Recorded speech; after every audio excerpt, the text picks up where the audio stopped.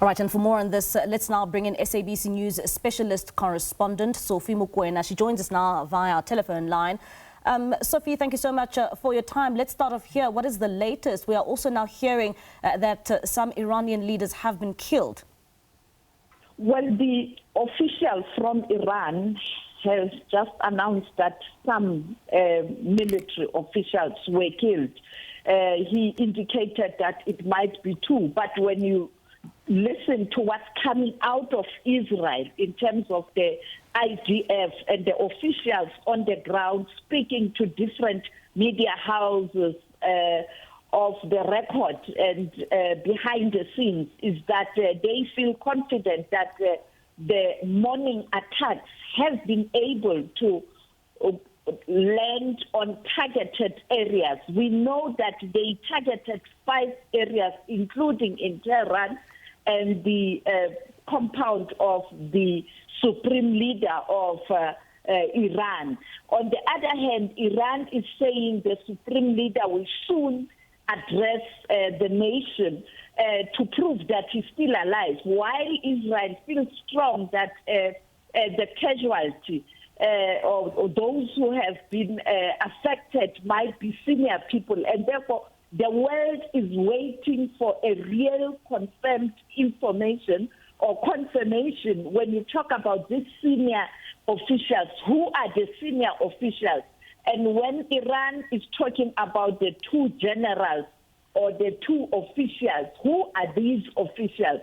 And therefore right now information is sketchy, but the reality is the attacks were directed at the meetings that were taking place early hours of the morning, our time, which is an hour ahead in the Middle East.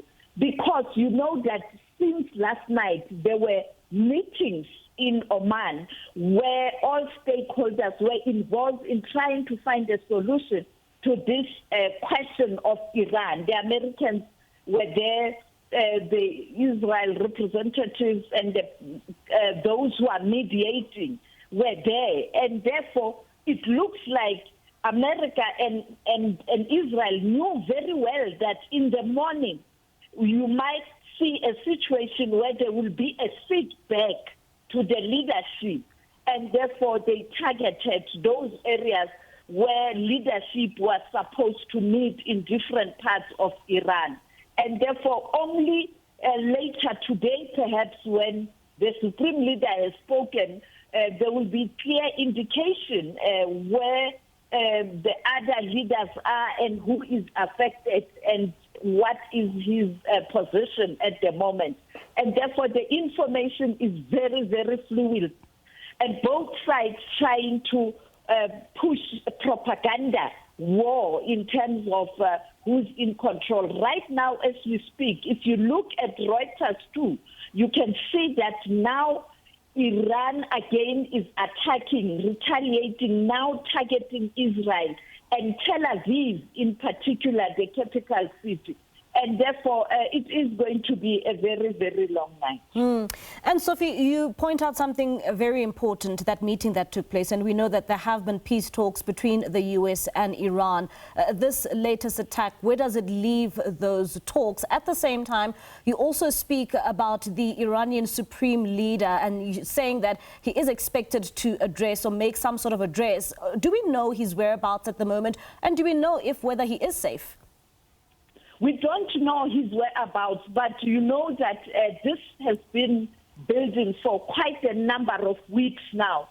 I remember at some point in time I was talking to some officials in Israel, former leadership of Israel, and also in Iran.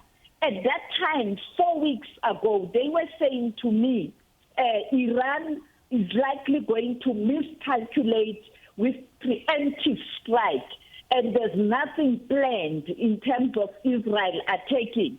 And Iran, on the other hand, was saying that they are expecting attacks. And that preemptive strike that was expected from Iran, it didn't come from Iran.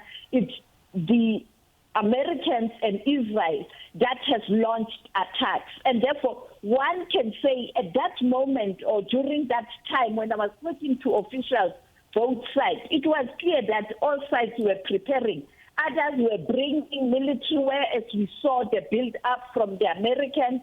On the other hand, Iran was also preparing to retaliate and push back and protect its territory, including moving senior leaders to safe places.